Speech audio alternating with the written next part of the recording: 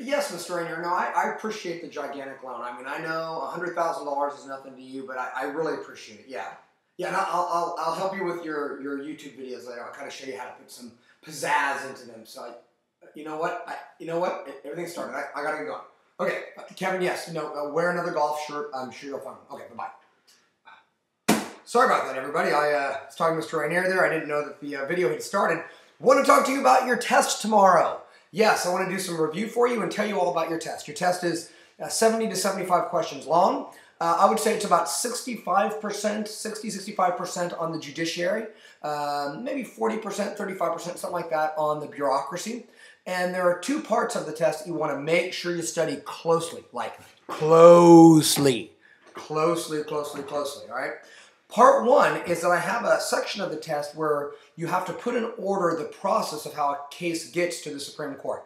And you have to go in 10 steps. So I'm going to write down 10 different steps, and you have to go 1, 2, 3, 4, 5, 6, 7, 8, 9, 10. So obviously number one would be something like, a case begins in the district court. That would be like number 1. And then number 10 would be, they released a decision in June. And everything in between that, remember all those boxes, those cause and effects? You've got to get those exactly right. Also, make sure you study your justices. I'm going to make you rank them from most liberal to most conservative, or most conservative to most liberal, not 1 through 9. I think I'm only going to make you rank, 3 or 4 of them. So if if there's 1 conservative on there and 1 moderate and 1 liberal, you're going to know what the ranking is. So make sure you study this closely. So before we go on then, I want to wish you guys well and just tell you I'm not going to do any judiciary right now. There are 3 videos from earlier on the judiciary. Study those. Those should be helpful. So spend a few minutes on the bureaucracy. Now, first of all, don't forget, what's difficult about the bureaucracy is really understanding it. Some people call it the 4th branch of government because there are elements to the bureaucracy that come from every branch. So yes, technically they are headed by the president, so they are executive agencies, and they are executive agencies because they are enforcing laws and implementing programs. But in general, the president does nominate the heads of them, so he nominates the secretaries, the directors, the chairman. The president is also the one who can technically fire those people as well. And so that's what makes them presidential in nature. Remember, executive orders, and when the president tells them or parts of the bureaucracy what policy to implement or how to change their implementation guidelines, so forth and so on. So make sure you understand what makes them executive. Now, what makes them kind of congressional is the fact that every bureau of government, every court in government is created by Congress. Congress funds every single agency of government. Congress has to, most importantly, Congress has the power of oversight over all of these different agencies. So it's tough to understand bureaucracies because they're not completely executive and they're not completely congressional. There's definitely, a hybrid variation of them. So make sure you understand what makes them executive and congressional in nature. Also remember, when we're talking about the federal government, they employ a lot of people, but the baseline has been very even. Most employees from government come at the state level, and all of the growth in government workers in the last 50 years has happened at the state level, and that's because the states are the ones who usually carry out the federal programs through these variations of grants and mandates. So make sure you know that where most of the federal bureaucracy is. And when you talk about the federal bureaucracy, the one department of government that employs the most people is the Defense Department. It is a gigantic department. Now, I'm not counting the Postal Service. They employ more, but they're a government corporation. They're not really part of the cabinet. So make sure you understand where most of the growth is taking place and where most of the workers come from. Now, how do you become a worker for the government? Well, that's changed over time. And of course, when you look at the old way of doing it, the Jacksonian way of doing it, the spoil system, where Andrew Jackson, of course, would give government positions and government jobs as a form of patronage, as a form of, even in some cases, favoritism, nepotism, of saying, look, you supported me, so I'm going to give you this nice, posh government job, this nice position. And that's what we call the spoil system. And of course, that happened for over 50 years until we all know that President Garfield was killed by a disgruntled job seeker. Wonder what kind of job he wanted. Obviously, it must have been a great job.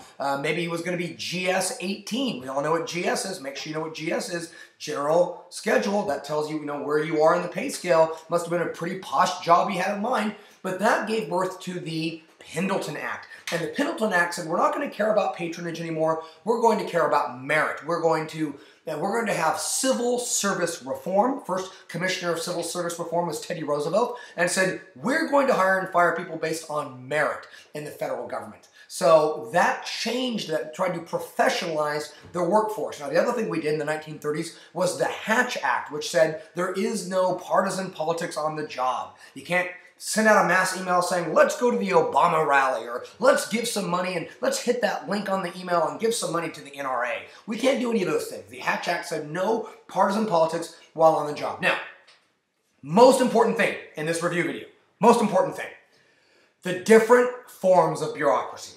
And you need to know the differences. You have the cabinet, you have the regulatory agencies, and those two are the most important, but you also have the executive offices of the president and the White House staff itself. Now let's talk about the easy ones. White House staff are just people who actually work in the White House, day-to-day stuff, everybody from the gardener to the chief of staff. The chief of staff is the most powerful man in the White House who is not elected and he's not appointed, except he's by the president, but he's not confirmed by the Senate. And he controls access to the president. So the chief of staff is tremendously important. And the president is going to surround himself at the White House with very loyal people. So make sure you know that if you want to work at the White House, you need to be loyal. You need to work on his campaign or something.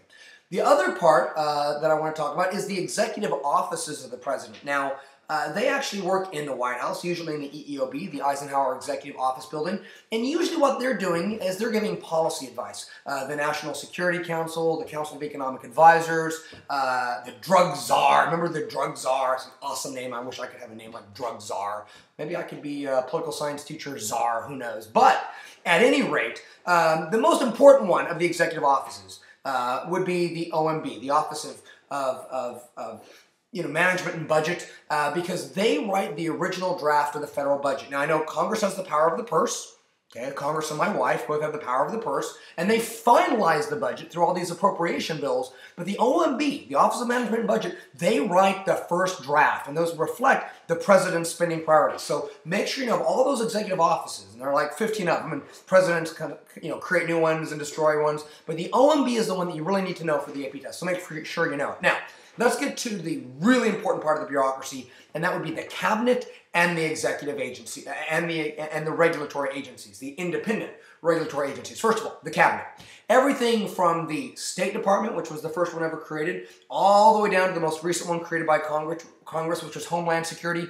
What do all these departments of the government do? Well, they all enforce the laws, and they carry out and implement the programs that are created by Congress. So the State Department runs all of our embassies. The Interior Department maintains all of our national parks and deals with Indian affairs.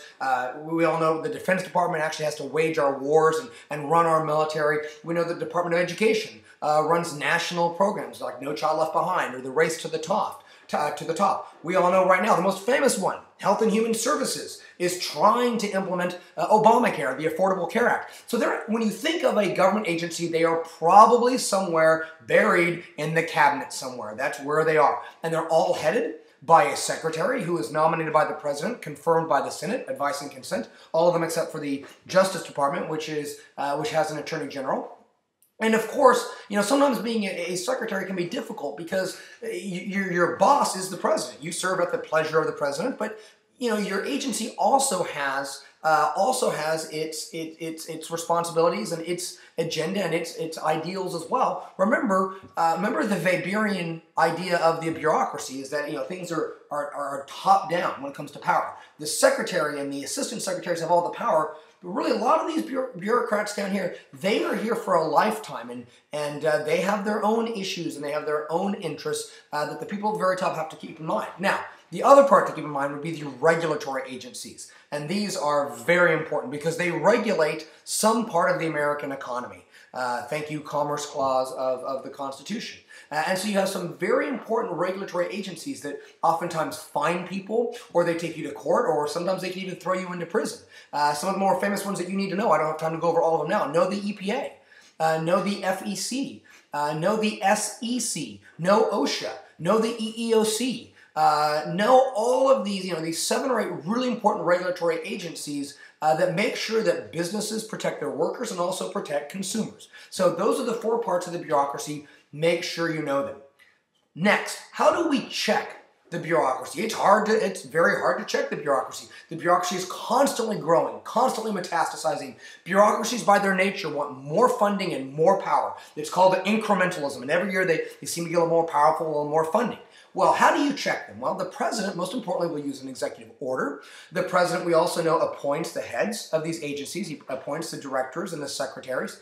And he also can fiddle with the budget a little bit. Remember, he has the OMB that reflects his priorities. So those are the three ways the president can do so. Now, the Congress has the power of oversight. And so when you think of checking the bureaucracy, Congress is usually much better suited to do it. And so they have the power of the purse. The Congress is the one that creates and destroys or changes the organization of agencies. The Congress can launch investigations. They can have hearings. They have the power to make people come and testify.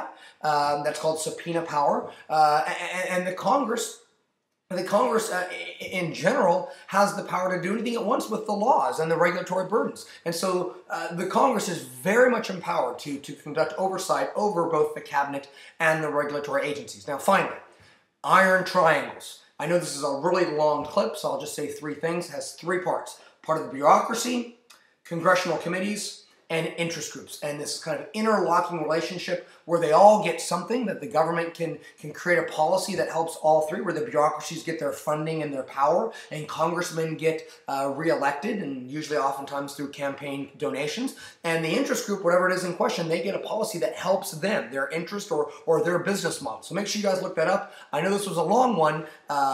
Good luck on your test tomorrow. Bye-bye.